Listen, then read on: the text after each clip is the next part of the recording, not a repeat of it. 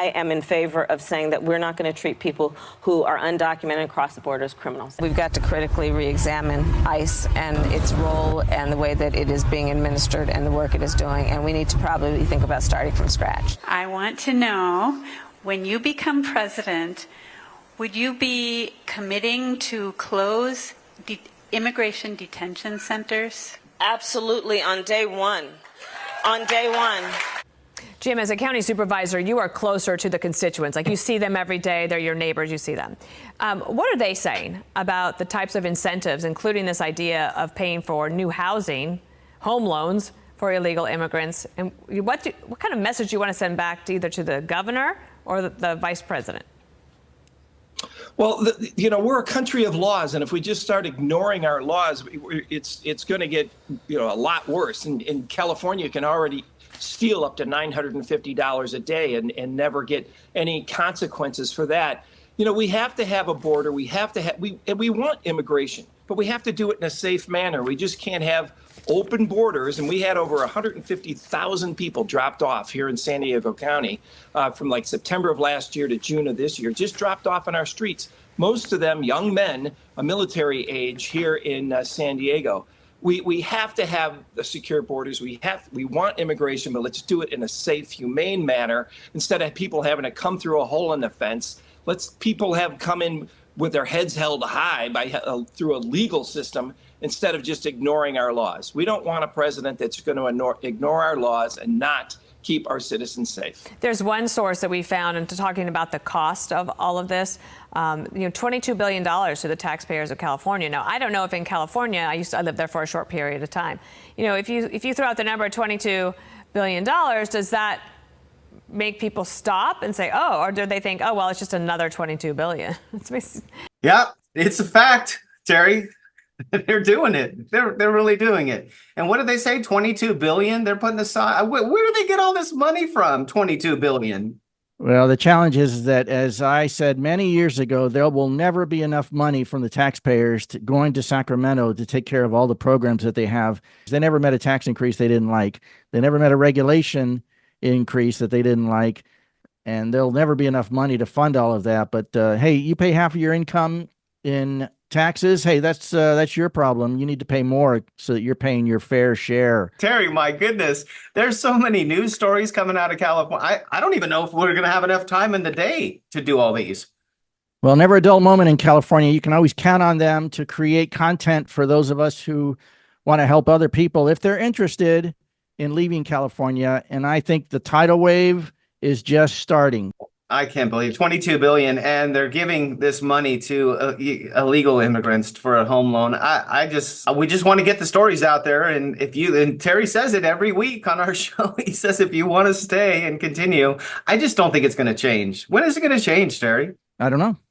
I stayed for 35 years hoping it would change, and all it did was get worse. Well, if you want to live in a better place and you want to live in America again and not give free money to people that are not even citizens, please give us a call.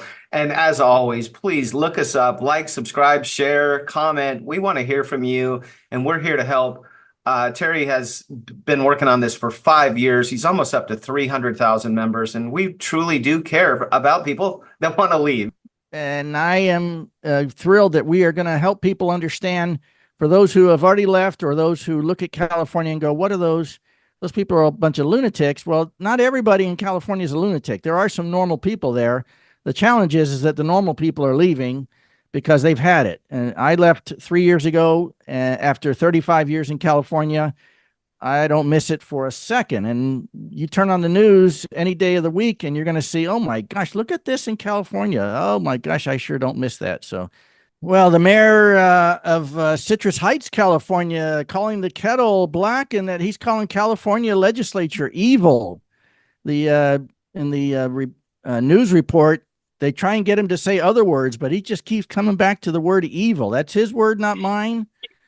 I won't tell you if I agree with that or not, but let's watch this and just show you that a mayor's leaving early. He's resigning early. He said, "I've had it. I'm getting the heck out of here." Let's watch that and see I what. can't wait to see this one. Evil. That's an interesting word, but I mean, the craziness continues. Yeah, let's check this out. Go ahead and play that for me, Terry. In a surprise move, the mayor said he is resigning effective Saturday and said he is moving immediately to Kentucky, calling California's politics evil. In tonight's Politics at Large, Steve is live in Citrus Heights with Steve, why the mayor says he couldn't wait to leave until the end of his term.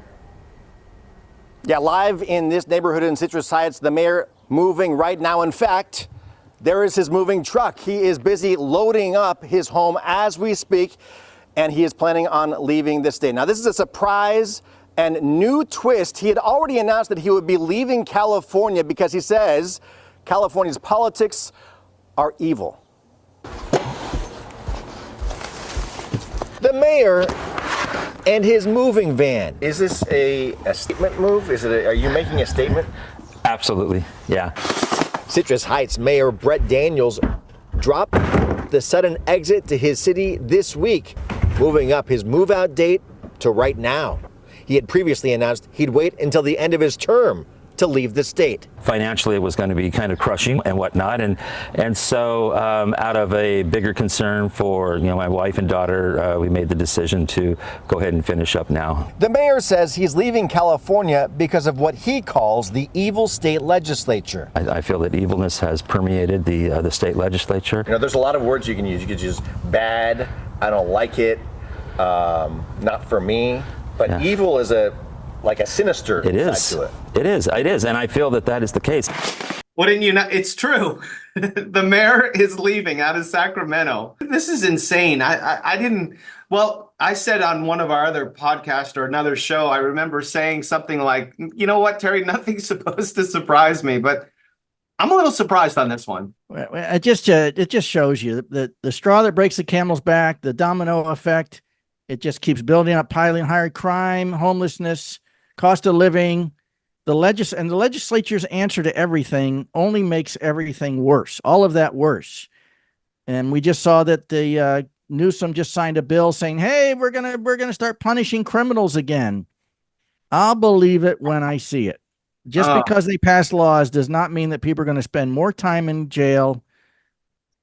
Anyway, it's just, God bless them, and God bless those who want to stay in California and fight. I wish them well. I stayed until I was 63 years old or 62 years old. I've had it, and I'm going to move to Florida and keep Florida free, which I did 3 years ago. So again, I'm David Barry, along with my partner, Terry Gilliam. We love to share stories, the craziness. I'm sure you probably already heard about it, but please, let's continue to grow our channel. Like, subscribe, share, comment. We look forward to talking to you soon. Have a great day. Bye-bye.